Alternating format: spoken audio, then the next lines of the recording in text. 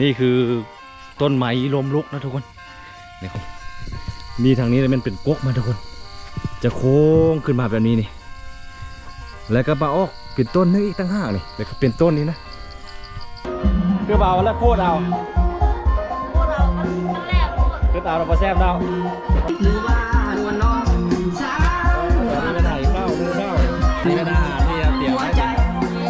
นที่มันแก่กันต้มซีดต้นที่เริ่มมันดังงัวเนี่ยตัวสองตัวได้หมดเนี่ยการขายสบายดียังมาแล้วทุกคนมื้อนี้ค่อยว่าจะเดินทางไปบ้านน้ำป่านเมืองเขาเกิดแขวงบริมไซนะพอดีว่าดองน้องชายทุกคนเลยมื้อนี้ก็เลย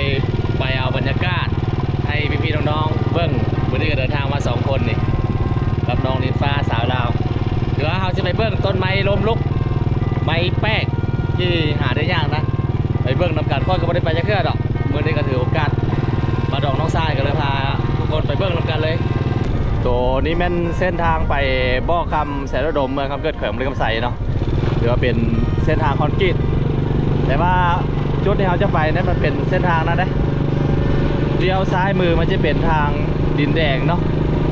คนจะปลูกคอนกรีตแต่เส้นทางเขาบ่อคำเดี๋ยวอีกจังน้อยก็จะถึงจุดที่เราจะต้องเลี้ยวพุ่นจุดทางหน้านั้นมันเป็นบ่อคำใหญ่ของเมืองคำเกิดเขาเลยนี่ถือว่าจุดที่พวกเราเดินทางในจุดทางนี้จะไปบ่อคำเมืองคำเกิดแขวงบริคำไซจน10 บ้านที่เอาไปเป็นแยกบ่อนี้นี่ทางก้อนหินนะหรือว่ามากลางคืนนี่ห้อยสมมตินะครับพอดีก็สั้นงองๆแง่ๆกันเลยทุกคนเลยนี่หลังจากขี่รถบดลบนานราวๆ4-5 ชั่วโมงทุกคนเราก็ได้ฮอดบ้านน้ำป่านเมืองคำเกิดแขวงบริคำไซนะก็เป็นบ้านนี้นี่เป็นหมู่บ้านหนึ่งที่อยู่คัดชิว่านอกเมืองกับผมเป็นนอกเมืองเนาะแต่ในเมืองเติบอยู่เลยเงินสารบ้านซ่องสไตล์โมเดิร์น4-5 หลังทางเข้าเนี่ยโอ้ยเงินคือกันต้อยๆเลย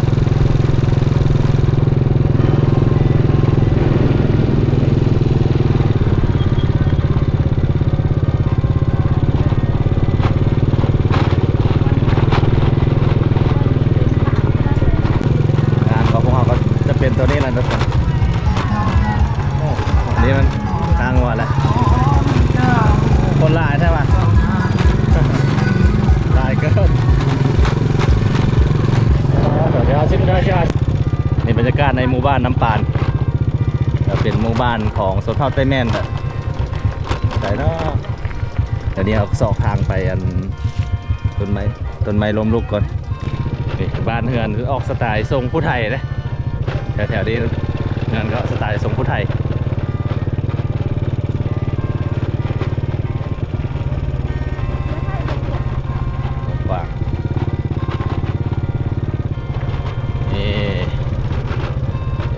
สนเผ่าผู้ไทยคล้ายๆทรงผู้ไทยสวรรณเขตโอโยนี่ใส่เนาะทางประวัติตึ๊บก็จะยังตำหูบอยู่เลยเนาะนี่อันนี้แต่วัดนะแน่นบ่น่าจะเป็นวัดนี่เลยตัวนี้เป็นทางขึ้นมานะความลาดชันของมันนี่ถ้าเป็นรถมอไซค์หรือว่ารถจักรนี่ต้องใช้เล็กนึงเอาบืนขึ้นมาว่างยาเลยก็เป็นบริเวณวัดกระเจ้าเฮ็ดวัดไว้เทิงผูเนาะนี่เป็นวัดล้างนะบ่มีครูบาบ่ดิ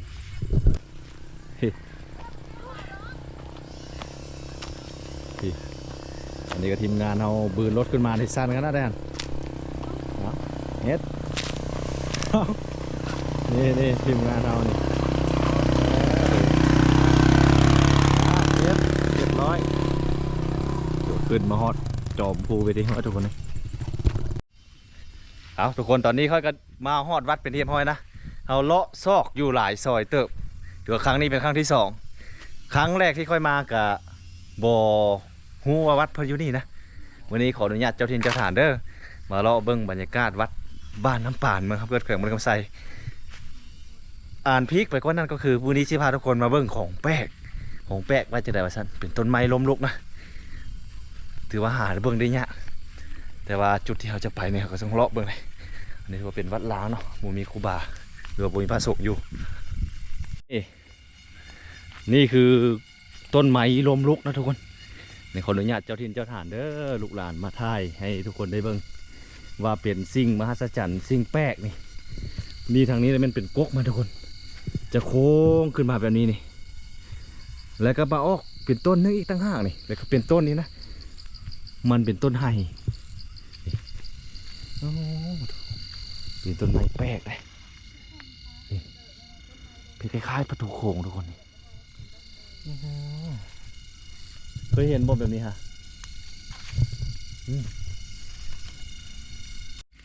นี่เนาะต้นจะอยู่เบื้องนี้แล้วก็จะยาวโค้งมาตามอันนี้นี่คล้ายๆกับประตูโค้งแล้วก็มาลงนี่ทุกคนนี่ลงจากนี่แล้วก็เป็นต้นไม้ขึ้นอีกเลยเบื้องจากลักษณะนั้นจะเป็นต้นไห่แปลกเลยเป็นต้นไม้แปลกอันนี้ก็เป็นบริเวณพื้นที่วัดทุกคนเลยแต่ว่าเป็นกุฏิห้างนะหมู่ครูบาอาจารย์อยู่เนาะคือค่อยว่าแหละเราจะปล่อยให้เป็นวัดห้างแต่ว่าประชาชนก็ยังมามือวันศีลวันพระกับพากันมาบูชาเฮ็ดบุญเฮ็ดทานเป็นปกตินี่แต่ยังมีกองเพลอยู่นะเราเนี่ยเขาไปเบิ่งเด้อนี่เนาะจะเป็นกองเพลนี่ก็จะเป็นโป่งโอ้ยังมีตะเกียงโบราณเลยนะทุกคนนี่โอ้ตะเกียงตั้งแต่ยุคสมัยก่อนนะเนี่ยตะเกียงเก้านี่เนาะจะเป็นบริเวณใต้ถุนศาลาเอาทุกคนในหลังจากเลาะเบิ้งต้นไม้แปลกหรือว่าไม้ล้มลุกเลยเราก็จะไปเบิ้งบรรยากาศอยู่ที่งานดอกน้องสายต่อนะเพราะว่าผ่านมาเมื่อกี้เนี่ยก็คนหลายพอสมควรเดี๋ยวสิมาเบิ้งบรรยากาศก็จะเฮ็ดธุรกิจมาเนี่ยว้าตัวทีมงานสายฟักกันเนี่ยสิฟักกันแต่มือนี้เนาะคือเบาแล้วพูดเอาคือเอาเราพอแซ่บเนาะว้าตัวมีแต่ผู้สาวอันนี้นะสาวบ้านน้ำปานมาที่นี่รักสาวอ่ะโอ้ยเรารักสาวไม่สาวน้ำปานเนาะเจ้าเป็นทางนี้ไปเลยครับหรืออยู่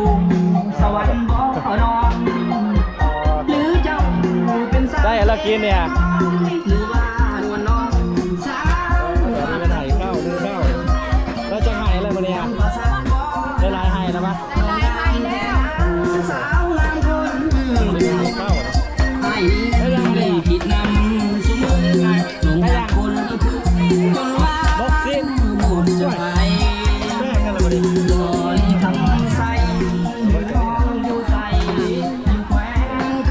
อันนี้เป็นอาหารที่เราเตรียมไว้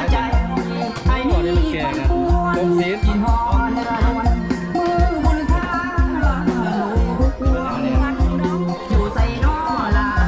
อันนี้ก็มันนางงัวเนี่ยตัวสองตัวได้หมดเนี่ย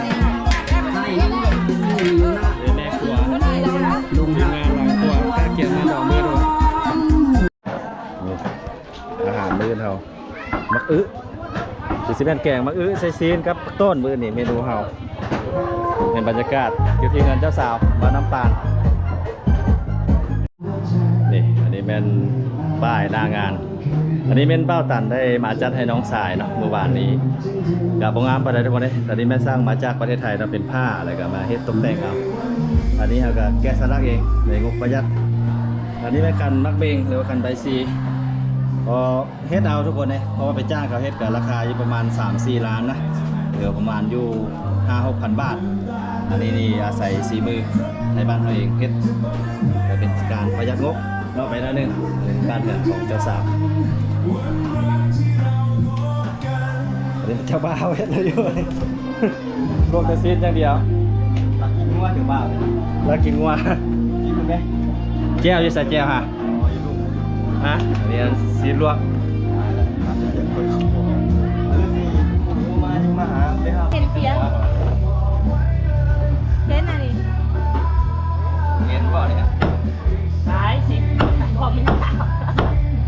สวยหรือฟักโอ้ยผมเอคือตอนจากออกเก็บกองกันอีเทศนะว้าวแม่อีคือขนาดเดี๋ยวจะเอ็นละเป็นเจ้าแม่ทองแท้